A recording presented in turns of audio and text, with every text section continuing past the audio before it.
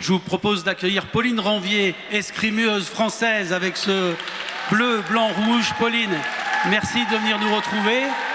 On va parler sport et on va parler également d'études, puisque Alain Tourgeman, le directeur d'études et prospectives du groupe PPCE, est là. Alain, venez nous retrouver. Vous avez le costume, c'est normal.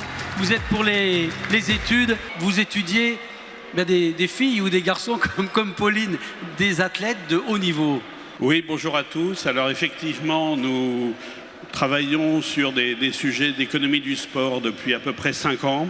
Et cette année, nous avons lancé une étude exclusive dans le cadre d'une convention avec le ministère des Sports, des Jeux Olympiques et Paralympiques, avec l'INSEP, avec l'ANS, dans le cadre du Sport Data Hub, pour faire une enquête spécifique auprès des sportifs de haut niveau, des 5400 sportifs de haut niveau. Qu'est-ce que ça serait pour vous un athlète de haut niveau, Pauline? Qu'est-ce que vous diriez? Un athlète de haut niveau, c'est quelqu'un qui s'investit à 200% dans sa pratique, qui se dépasse tous les jours pour le sport qu'il aime. Mais il y a différentes strates de sportifs de haut niveau. C'est quoi la définition pour vous? La définition, c'est une définition qui est donnée par le ministère des Sports.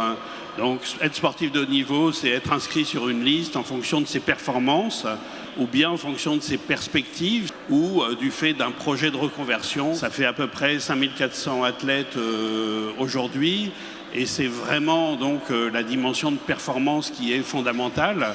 Ensuite, ça ne les définit pas fondamentalement puisque eux-mêmes, comme c'était évoqué jusque-là, mettent en avant autre chose que simplement des qualités physiques et notamment la détermination, le sérieux, la discipline, la volonté, la capacité finalement à transcender les qualités physiques que beaucoup ont, mais qui ne reste qu'une dimension nécessaire mais pas suffisante manifestement. Ouais. Alain, dans les études que vous avez menées, qu'est-ce que vous repérez comme difficulté, et Pauline nous le dira, de concilier la vie de tous les jours, les études, le financement du sport? Qu'est-ce qui sort de l'enquête à ce niveau? Donc un sportif de haut niveau, c'est avant tout quelqu'un qui a une double vie d'une certaine façon et qui doit assumer de concilier cette double vie.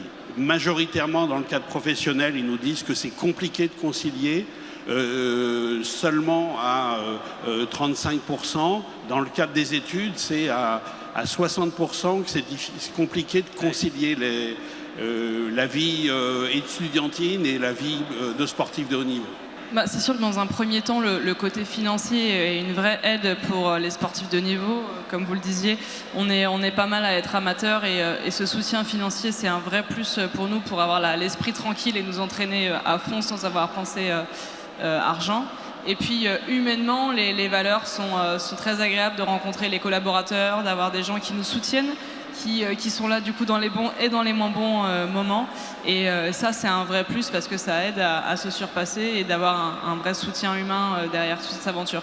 Alain Tourgeman, il n'y a pas de retraite non plus. Vous allez quitter le sport pour l'observatoire et faire des études à nouveau sur les entreprises et les ménages, mais vous ne quitterez pas les sportifs dans les prochaines semaines? Non, certainement pas. On en est à la 5e édition de l'Observatoire sur l'économie du sport. Je ne pense pas que ça va s'arrêter là pour autant.